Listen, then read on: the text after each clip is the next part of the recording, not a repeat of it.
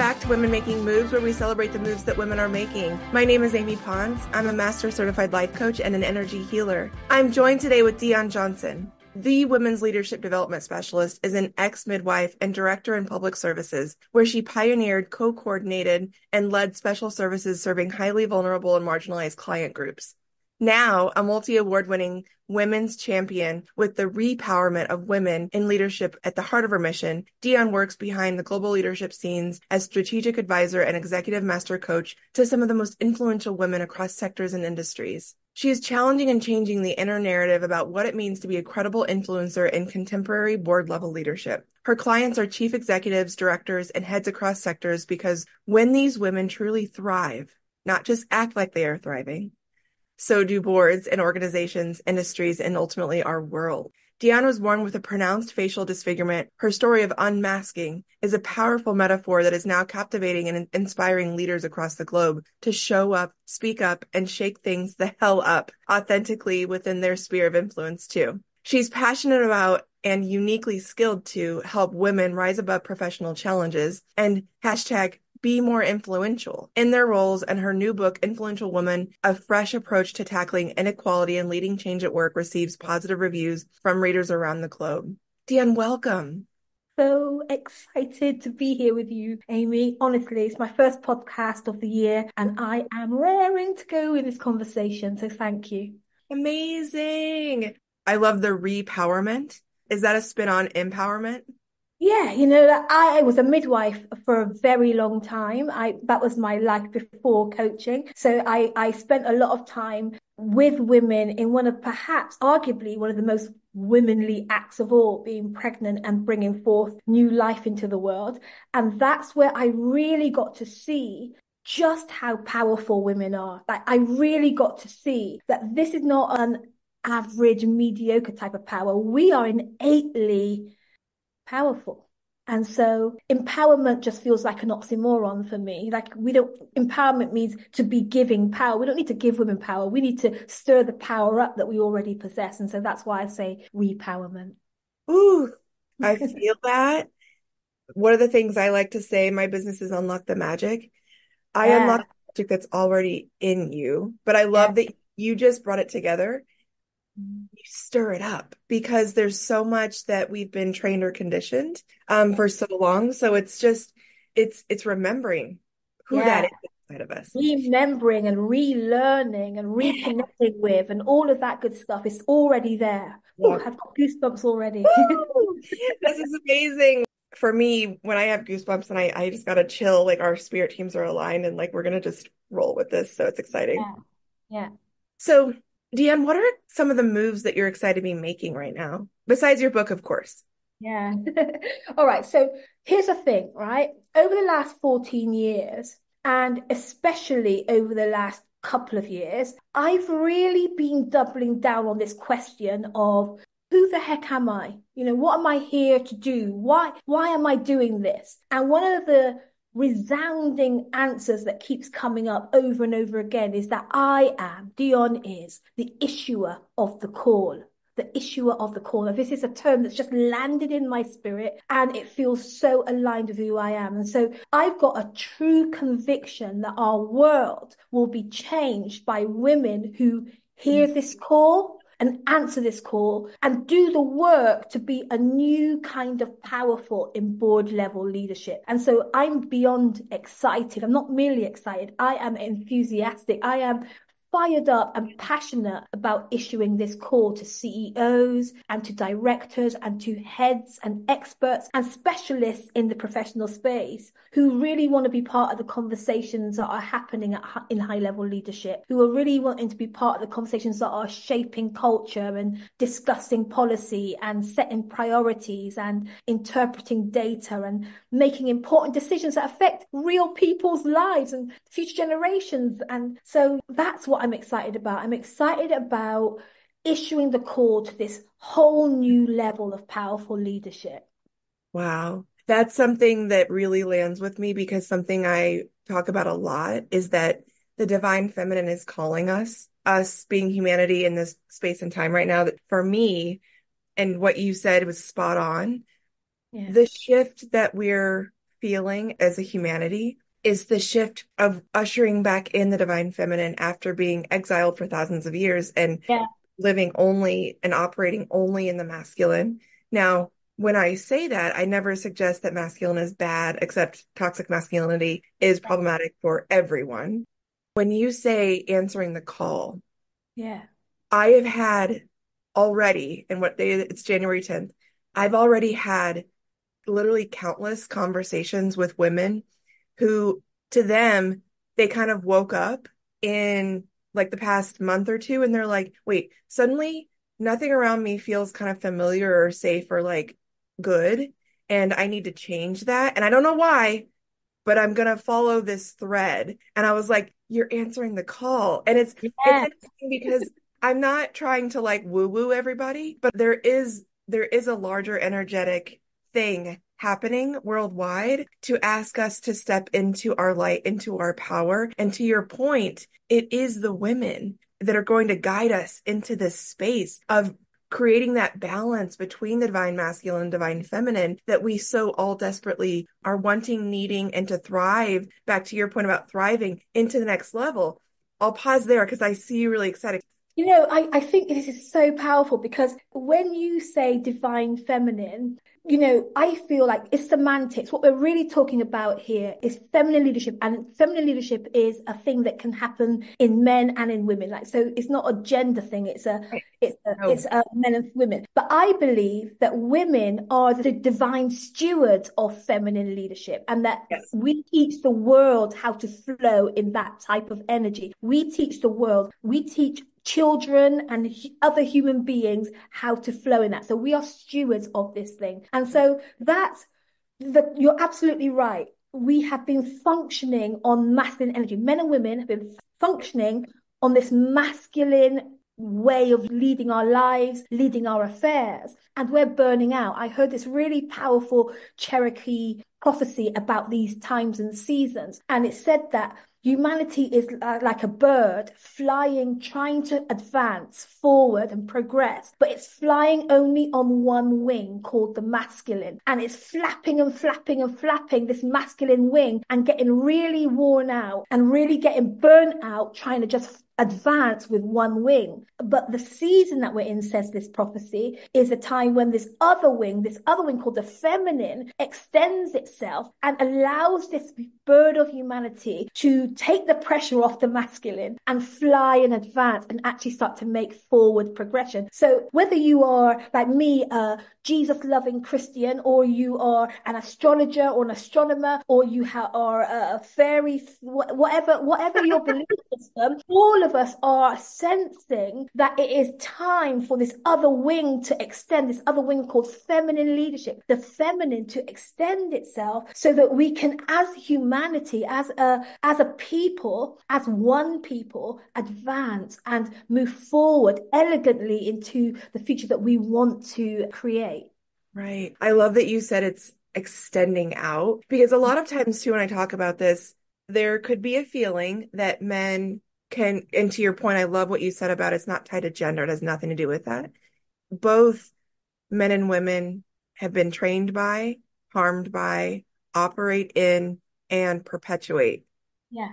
what I'll call the patriarchy. Or it's the suggestion that one way is the right way. And that's what we're helping, especially through the divine feminine or feminine leadership. We're bringing the idea that balance. Again, I love the bird, like the balance of being able to harness both, because I believe in and to your point about God, source, universe, creator, whomever you align your highest self to, when you tap into that, you start seeing the need for this balance and not to be skewed in one way or the other. Because by the way, if we were only in the feminine, that would be its own challenges, right? So it's the true balance from both. And so what's really gorgeous, and I think you know this about me, but I've spent 20 years in the corporate space, corporate executive as of a little bit more than a year ago. And now when I talk to some of my former peers, I'll talk about the divine feminine and they're like, we don't have time for that to sit around and on the floor and sing songs. I'm like,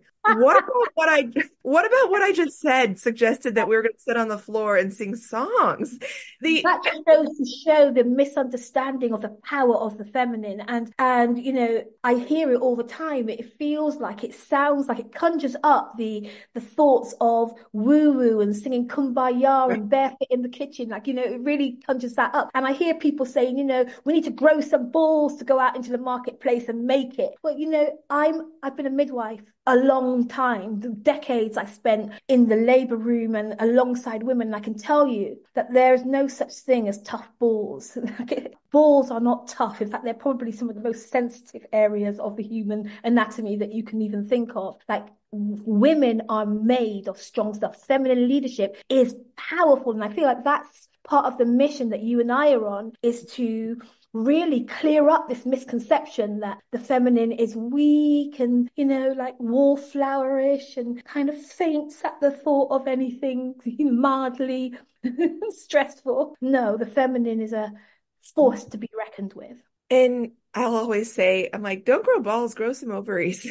Yeah, right. What's interesting is the way that at the highest level, highest, most simplistic levels, they're like, Amy, what are you talking about with divine feminine, divine masculine? Okay. I was like, okay, so here's what I think about. The divine feminine ushers in feeling, trusting, flowing, believing. And the reason that's so powerful is that the flowing, believing, trusting, and knowing when you're in the divine feminine is knowing that there is so much more bigger than you as this human on this plane, Yeah. that is divine and that is charting and that's guiding us. Yeah. That's And it's wise and is wise yes, and knows what to do.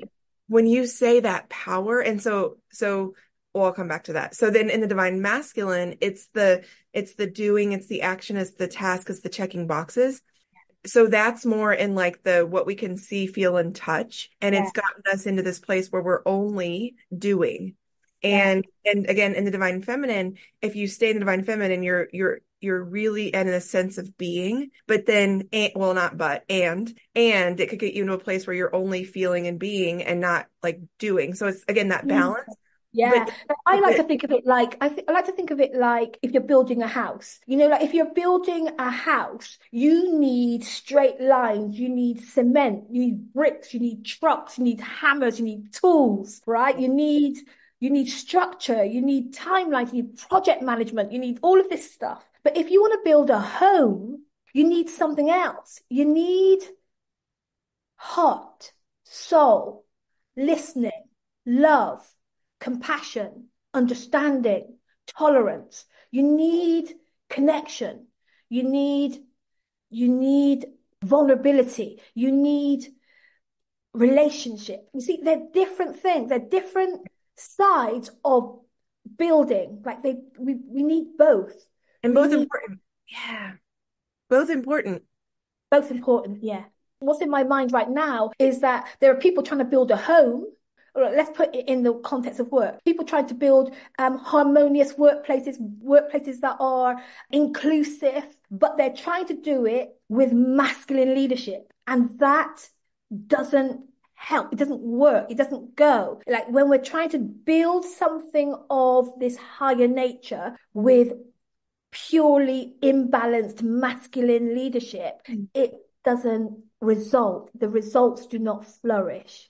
And that's exactly why I feel DEI has come under fire, because it was still, let me not broad stroke Yeah. something, but in large part, it was designed in the masculine. And Yeah. so, and then those amazing leaders that came in that are true DEI practitioners, they came in and they were never going to be able to flourish and grow and fly because they were still dictated by the masculine. Square Like, peg into a round hole. yeah. Yeah. And to your point about bringing it into the corporate space, which is something I really want to ask you about next. I always say I felt the divine feminine call years Yeah. ago, and I was trying to bring it in. It's suggesting, especially in the workplace, you can make money and advance technology and innovate and genuinely care about the humanity around you. in that moment, like let's put us in real time. Let's say this morning it's 8:56. Let's say something's due at 9 a.m. That in and of itself negates the space needed to maybe bring in that humanity, like having a few minutes to be like, how's your morning going? How are you? How's your heart? What's going on? No, it's something's due at 9. Let's put everything on the shelf and let's do. So I know where it comes from. I know why. It's just helping, like you, helping dismantle that or rather usher back in the balance. Yeah. Yeah. The other thing when I was reading your bio, something that really came in for me is that while the shift is happening, it's happening fast. There are still women in those leadership roles that really want to do the things that you and I are talking about. Yes. And okay, now it's 8:57. Again, she's going into her 9 a.m. meeting, and there is literally no space or room for her to bring in her divine feminine. What do Yeah. you think about that? And what do you say to the women you serve or that are your clients that they don't know how to do that right away? They want to. Yeah. I think that what we need to do is bring it back a bit and just start to think Okay. about the overall context that we're leading in, right? So if we think about the state of the marketplace, workplaces, businesses right now, we need to look at this from two kind of perspectives. One is the context for women, how women are faring in the workplace. And the other way that we need to look at it is the state of the workplace, the state of what we're leading in, right? And so the good news is that women are leading in high level leadership and in leadership. So it's not unusual to see women in the workplace. It's not unusual to see women in leadership now. It's not even unusual to see women who are heads of multinational organizations or even states, right? So it's not unusual. I know that it's still slow and that there's still a long way to go, but we're there. We've made our way into this room and many are thriving in this space. But for so many of us, the experience of leadership is energetically expensive and it's damaging and it's not serving our well-being. And we're having to deal with a system that was created in a whole different time before women got there. So we're dealing with things like the normal things we talk about right now are things like pay gaps. We talk about work-life pressure and the work-life balance and the new demands in leadership. We talk about professional pushbacks and prejudice. We talk about politics and the isms and the schisms. We all, like you're not doing it, we all know about all this stuff, right? But what I've seen is that there are big, fat blocks in the way of us doing the job that we signed up to do. So oftentimes we go into work and we go into leadership with a desire to really change our world, to make a difference to people and to the planet and to future generations. And these blocks are external, but they're also internal. So we should consider the state of this context for board level leadership right now, because boards have been the same for centuries, and leadership has been the same for centuries, just really focused on working for shareholders, really focused on profit, really focused on power and competitive edge. And over the last few years since the pandemic, there's been this loud global call for real shifts. Like it's a new season in marketplace operations. It's a new day in business leadership. And so businesses are now at this time in history being called to expand its priorities and expand its business and value systems. And that's exactly what women want to get involved with. We want to shift things from purely being profitable to being profitable and being people-centric and society-centric and doing good in the world for future generations and the planet-centric. We want business to be both profitable and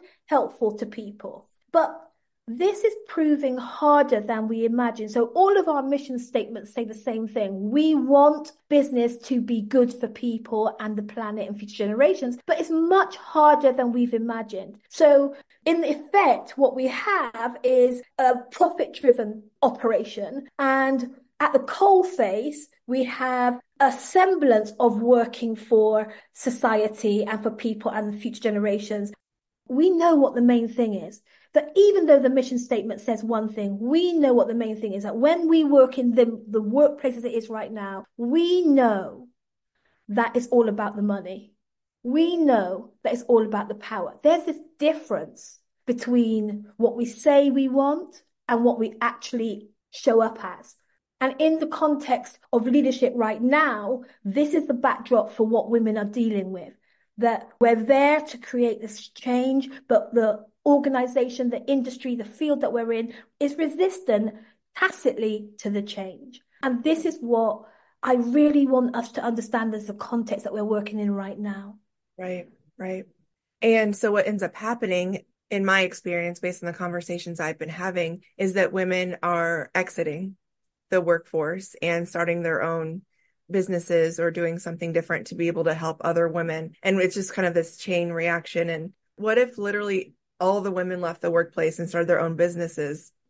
So what I think is that we need this new type of powerful leadership. That full stop. We need right now, we've been talking about it on this call, we need a new powerful type of leadership. And sometimes when women are in that situation, in the corporate space, and they're feeling like, it's like, I can feel the pressure, I can feel the pushbacks, I need to, like, I'm burning out, I'm dying here, I need to get out. And so they get out.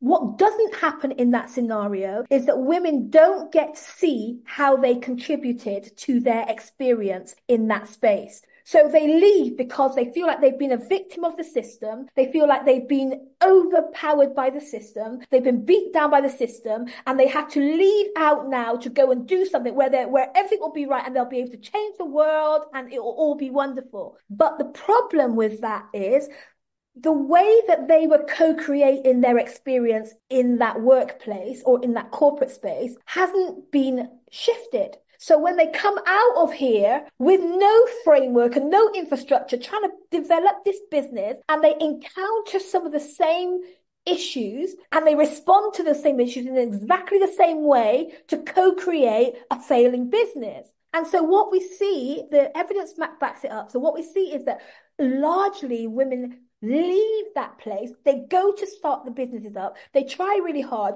Something's not working. They can't seem to get this business off the ground. It's not working. They're poor. They're using up their savings. It all goes to pot. And then they have to find their way sheepishly back to the corporate space and get a job often much lower in rank than when they were in there in the first place. Now, this doesn't happen. This is not everybody's story, right? Some people leave, they set up businesses and they run with it and they thrive, right? But what my main point here is that we are co-creating our experiences all the time. I feel like we have to get out of this we are victims mentality. Now, it's true that the marketplace isn't really set up for us as women. It wasn't made by us. It wasn't made for us. There are external forces coming against us in leadership right now, but we're co-creating that. And there are internal things happening inside of women and in leadership that we need to talk about. Things like, I call it an identity crisis, really disconnected from that sense of being a powerful creator of our experience with agency, being authorized to say how things are. So what's happening is, as I do my work, is that I'm having conversations with these women who are either left or wanting to leave or struggling somehow in situ. And the overall sense is that beneath the tough experience and the real and the sense of power is a disempowerment, is a feeling like I am a victim here, is too much for me, I'm not the woman for the job, I'm an imposter. Like, these thoughts are really real in strong, powerful women. And what we do in my work is we get to deal with them. We get to expose the big fat dirty lies, fix those issues, and help women to find the truth, find their power, own their authority, and step back up and then start to co-create their experience in those places, in corporate spaces. Now, this is work that is not for the faint-hearted, because those external factors that we've been talking about, they're not a figment of our imagination. They're real. Like, there is all the stuff, all the things, right? The misogyny, the prejudice, the pushbacks, the narcissism, the toxic masculinity, like all of that we're dealing with for real. We're definitely dealing with those. But what if that stuff didn't have to kill us or run us out of our position? What if we could do some work to stand flat-footed and do what we came there to do. Lead important, meaningful change. Now, this is an idea that really lights me up. And I think it's possible, because I have seen the power of womanity. I've heard this quote about there's nothing more powerful than a woman with her mind made up. Like, what if women got to see that, listen, I'm a woman and I care about the state of my world. I care about the world that my children are growing up in. I care about future generations of leaders. And I realize that if I walk away from this place that is having such an impact on my society, such an impact on my world, that will be a place that's missing my influence. That will be a place that's missing my voice. So I'm going to find a way to not be beat up by the external things, but to influence it, not be impacted so negatively by what's going on there, but to be the impactor of it. Now, this idea really excites me. When you say, what if? Yeah. I genuinely know that is what all of us do want. And for me and my work, there's a really big and. Yes. Which is I guide women who have been in those situations where, because I hear what you're saying, which is, what if we could stand in our power? Well, yes, absolutely. That's the 1000% goal. Yeah. And I also talk with women who have been so beaten down that it's like mustering up that power, that standing in the power. It's not a thing, into the tune of, it's not just that they're leaving the workplace, they're leaving this earth. Yeah. And so I know that we will get to where you're talking about, which is we will be able to remain in society, in the workplace, and stand in our power. And to this point, that has in many cases not been an option, because your personal well-being, your personal life is more important in that moment than to keep enduring. So it's an and. It's not like one of the other. It's an and. It's like, yes, and. Yeah. Well, let me tell you, no one. This is not an advocacy for you to be soldiering on no matter what with grit. Right. I think that what's happening, when you're down, you're down. You need to not be soldiering it on, not give a shit about saving the world. You need to save yourself right now. And this, I've seen it. I've seen those martyrs who will soldier on regardless of what, and they're dying. Their families dying, their marriages are dying, their money lives dying, everything's dying. But this is not what we're talking about here. And I know it's possible, right? I do too. I know it's possible. But not just possible. I know it's our call right now. I know it's a call on us to find a way to not get beat down and die, but to enter into those spaces in our power, with very clear understanding of why we're there, what we're walking into, because it is true that place was not built for us, but that it is impacting our world negatively. It was not built for us, but it is impacting our world, our futures, our children's inheritance negatively. And so what if we entered into those spaces with that in mind? Mm-hmm. And as this morning I were journaling and I wrote something that I really want to share with you, because I know that time is going. And I just want to read it with you. It's about my ambition. It's about my ambition for this work. And I say this: my ambition is to help 1 million women be flat-footed and fully facing forward and progressing on their own authentic path to powerful leadership. No longer questioning our worth or our authority to command and contribute to the shape of our world. We are becoming increasingly comfortable in our own skin and no longer unsure about whether or not we are powerful. We are clear about who we are, what we bring, and why we're here. We are free from the pull of professional drama. We don't feel obliged to get caught up in the noise, the confusion, the people, the arguments that just don't matter to our mission. We are consciously and unashamedly mission-minded, pursuing a professional life that fills us up and ignites our soul and pays us for what we are due. We are fully persuaded that our work is our way of changing our world. Our work goes beyond our job title, way beyond the firm that we work for, because we're alive to the meaning of what we are here to do, and we'll do it regardless of who writes the paycheck. We see ourselves as overseers, watchwomen, looking out for the well-being of ourselves first, and then society and nations and our world. We are women who understand that people matter, that the planet matters, and that future generations matter today.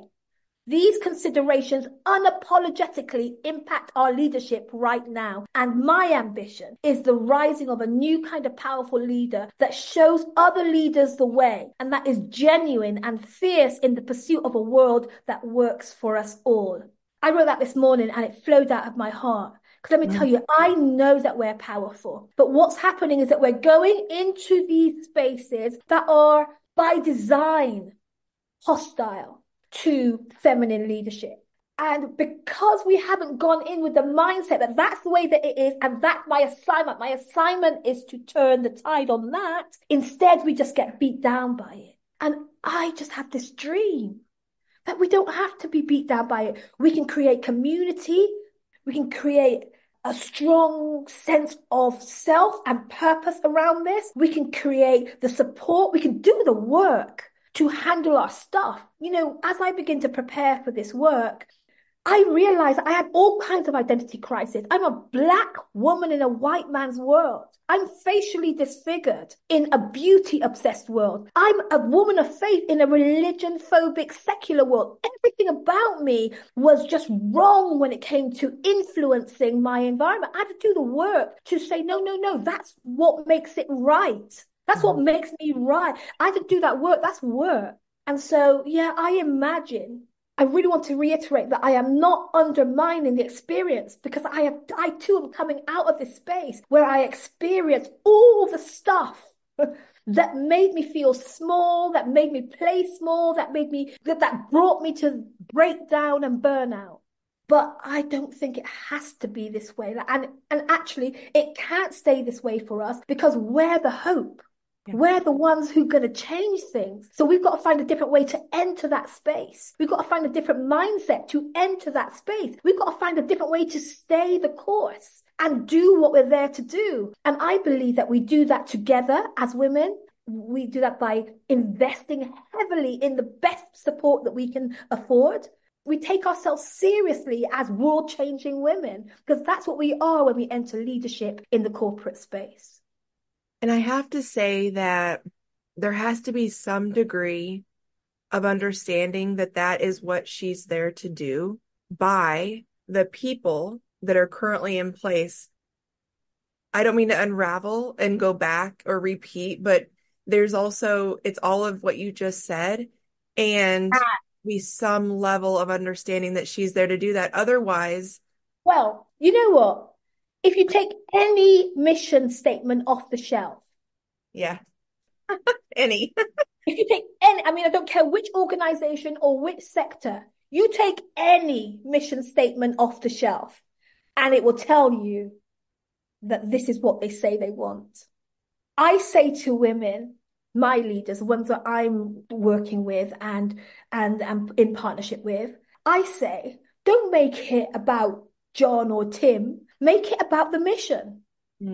Stay mission. Drag not Dion's mission or my personal mission. No, grab their mission off the shelf. Bring it with you to the board meeting and talk like a professional. Talk like an expert in your field and talk like a we, not I think. Talk about we. So I say to my leaders, you say you have an idea that we're going the wrong way, that we need a different type of leadership, that we need to be doing this differently or that differently, because we're not going to achieve our mission like this. Now that's a business argument. Yeah. Then now what we have to do now, part of the work for us as women leading in this new way is creating the business argument for what we want to see come to pass, for what in our expert opinion needs to happen here. Now this is going to take work. It's about preparing your message. It's about sharpening and organizing your ideas. This is exactly what the work that I'm undergoing with my clients right now. And I'm telling you, it is powerful because it's felt like we're trying to make something happen, that we're trying to convince people that, like there's a saying, isn't there? You can bring a horse to water, but you can't make it drink. And I had this coach years ago, who told me that you can make the horse drink if you take it to the water, ram dirt into its mouth, and it will naturally bend down and want to drink the water to clean the mouth out. Like who wants to be ramming stuff down people's throats, right? We don't want to be doing that. But honestly, especially in the last couple of years since the pandemic, in the bid to build back better and in the bid to a new normal, like this is what we wrote on the mission statements. Like you don't have to persuade anyone. Like you don't have to persuade anyone because they wrote it down. Right. So I love what you're getting into now, because that's the how. Because so many stories, endless amounts of stories where women will go in and they will talk about the change and then they get shut down. You're suggesting, no, stand in your power, bring the mission statement, print it out if you need to, bring it up on the big screen and say, no, but this is what I'm talking about. You want this too, right? Yeah. Go, right? Shouted down, like that shouted down that you're talking about. It's very professional shouting down. Right, so right, exactly. To make you look, so it's not, you can't take them to court for bullying, but there is this violence. It's violence that women come up against with the shouting down. And that's the other part of the work. That's the other part of the work, you see. That is like learning to fight like a professional, learn to fight like an expert. That is, it doesn't get inside of you. Like, somebody said to me once, the thing about a ship is it works well until you let the water inside it. Like if you start to let that inside, then it starts to sink. So what would you do now? There is going to be, like I'm telling you, for any woman who's listening to this thinking, okay, well, maybe I can, start to walk like this. There's going to be shouting down. But you've got to have the kind of veneer that doesn't let the water in. You've got to build up the support and under the thought life and the belief system and the awareness that allows you to be in the arena. And yet you're going to get your ass whooped, but you need to create systems, your own systems. Right now, women are crying because they want that same organization to be their support. No, that does not work. You're there to influence it. Like, it's not there to take care of you. You're there to influence it. And so that's a different mindset. Now you can begin to prepare for that in completely different ways. And it has to happen. You can't be doing this work when you're already on your knees. You can't be doing this work. So anybody here listening who is burnt out or broken down or struggling under the pressure, buckling under the weight of it all. Now, I'm not talking to you. Your job is to go get well. So whatever you have to do, if you have to leave that job, go off sick, go part-time, I don't care what you have to do. Your job is to get well. Your job is to pull yourself away, find the most loving environment that you can find yourself to be in, get yourself in there and heal. Yeah. Get yourself in there and have people speak life into you. Get yourself into that loving cocoon and be bound up, be bandaged, be massaged, be kissed, be held, be sorted out. Get well. I'm not talking to you right now about the battlefield. You don't belong on the battlefield. But the marketplace is a battlefield for those who will answer the call. And it is a battlefield that is asking us to go in like overseers and like appointed stewards who say, not on my watch. Where they see injustice, where they see things not going in the direction of the future that we say we want, they will professionally call it out. I am so convinced, I'm fully persuaded that we have what it takes to be this type of leader. I almost see it like royal, like sovereign, like queendom. Except I hate what we've done with the word queen right now. I hate that we feel that everybody and their dog is a queen. Like, I hate that. So I'm calling it powerful leadership. And I'm hoping that you can hear my conviction of the level of leadership that I feel like we are being called into as women who care about the future of our planet. We cannot affect that without affecting what's happening in the marketplace right now. I give space and honor the passion that we have created in this hour. It's so powerful. And just imagine as we share it with the world, how many other women can feel the same. Dion, where do we find you? So in social media land, I hang out on LinkedIn. And that's probably the best place to find me because we can just have instant conversation then. I, by accident, deleted my website, but it's going back up in the next few days. It will be dionjohnson.com. So, and email is connect@dionjohnson.com. I really love real connection and I love conversations. So I really hope that people will really get in touch for real and not just watch. Closing remarks as we wrap up. It's our time. The whole world is waiting for us to come into an understanding of who we are as women. And that means you. That means the whole world is waiting on you to come into an understanding of the power that you possess to call for the change that you know is fitting for our children and our children's children. It's time. Thank you, Dion. Thank you so much, Amy.